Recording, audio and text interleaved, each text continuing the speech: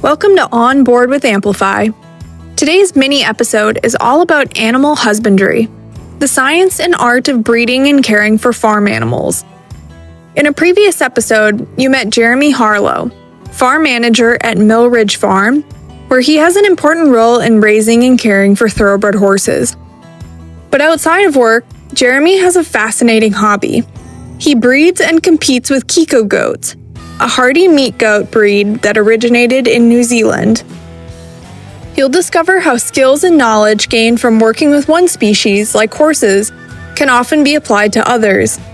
And just a quick note, this episode is designed for high school students and older. The whole point of animal husbandry is to be able to pick out a good animal and something that you know represents the breed well. So it's like horses. You want one with good bone, strong, one you think will run fast and stuff. And so when you look at a foal, when you look at a yearling, you've got to have that eye. And it's the same way with the goats, same way with pigs, same way with everything. You're looking for all the same attributes. It's just a different species of animal.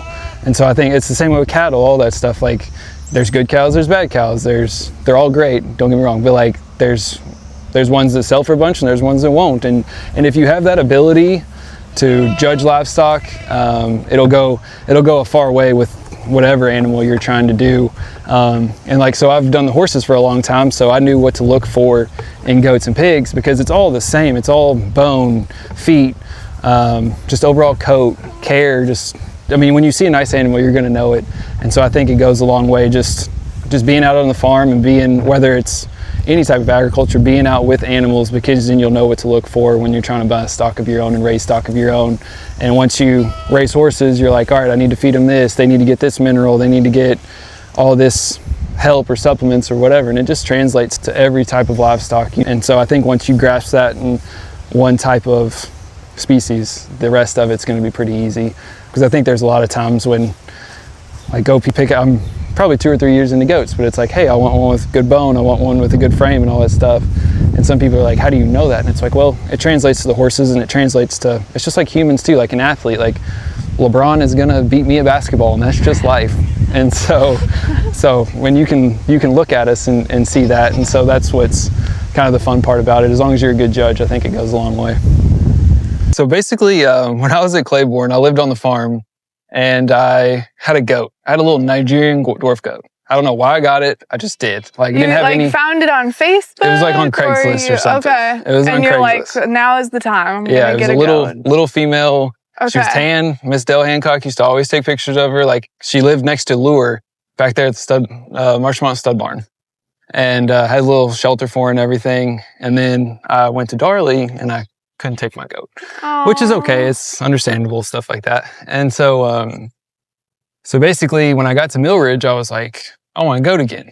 But I wanted a purpose of like doing the goats. And so I was Googling and just trying to find different breeds. I mean, there's tons of breeds of goats and dairy goats and milk goats, all that stuff. And I stumbled across the Kiko goats and I stumbled across the buck tests. And I was like, hey, I like raising horses for competition and I think I want to do it with goats. The buck test is a competition that evaluates Kiko bucks, or intact male goats, for growth, feed efficiency, parasite resistance, and overall performance. I went to my first goat sale in Lexington, actually. It just happened to be in the summer. And then kind of bought my first goat and got hooked after that and started on it, you know. And then it's turned into this and kind of just competing. Not trying to get too big, but yeah, because it's a fun thing. And basically a lot of like, so some of these aren't full-blooded Kiko goats, they're Boer Kiko mixes, and Boer goats are big meat goats. Okay. And they do a lot of show stuff and they're mixes, and like I said, I use them for recips or use them for other stuff. And is that allowed within the breed? Yeah. Do you have to like cross-register them? Well, so they're DNA tested. So the embryos are full Kiko. So the embryos, it's kind of like quarter horses or whatever. Buck, Kiko doe, just like quarter horse stallion, quarter horse mare.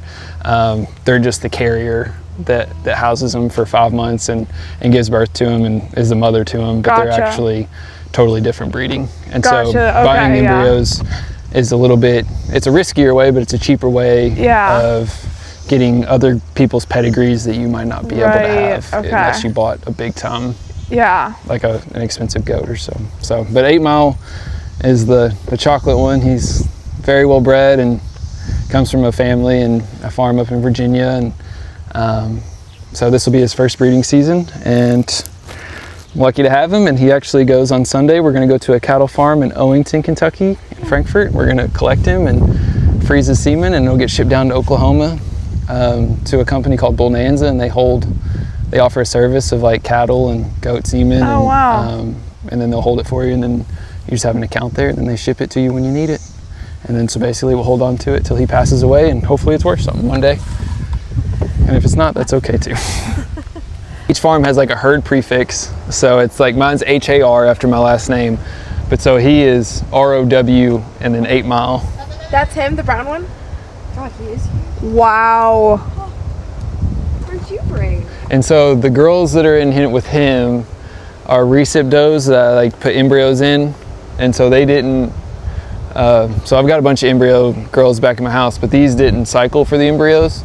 And so he bred them at the same time, so that if we need like a nurse mare situation, then they have babies. Gotcha. And we can do all that. But yeah, so this is the registered herd. It's 12. I've got 12 in here right now, and so I would like to tell you I didn't spend a lot of money on them, but it's pretty sad how much money I spent on goats, and they're all worth it, and it's kind of my thing. Everybody's got their thing. You Yeah. gotta have a hobby that you can spend money on, and you know what? That's pretty awesome. And so basically, so these will they just hang out. So some of these were weaned. About 6 of these were weaned probably about 30, 40 days ago. And their babies are back at my house, and they're called kids.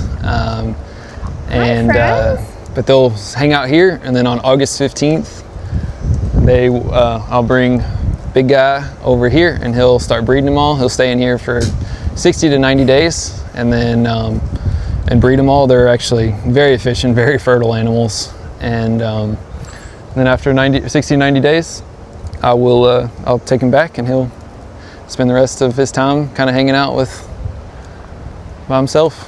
And then these girls will all stay together, and then hopefully around January 15th to February 1st, they'll all have babies. But these are super fertile animals. It's pretty wild. It's totally different. These will kid, so they'll have their babies by themselves. They'll get them nursing by themselves. They'll clean them off by themselves, and they're very motherly. In the grand scheme of things, you're trying to make there's a registry, there's a buck test, there's all that stuff, but you're trying to make the best meat goat possible. And so that's the goal. But the best meat goat possible is one that can survive without minimal grain, minimal deworming, minimal taking care of. Like, technically your perfect goat would be something you turned out here and never had to catch. Yeah. Because it just does its job. And so, but that means you have to have something that's bigger. You want something that has good feet, because like foot rot and all that stuff, foot rot's huge in sheep.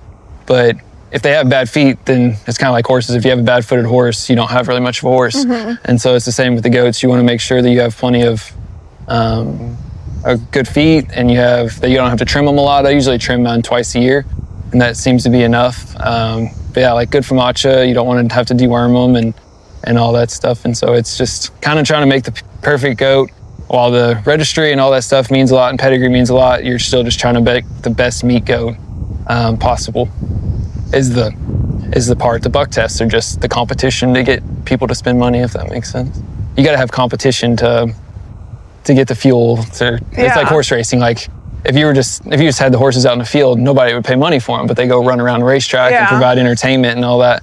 And so that's why they sell for a bunch. And it's the same with the goats. The buck tests are something that's really special. And then people do a lot of the AI stuff. That's another big special thing that people celebrate, because it's old genetics that are sometimes older than me.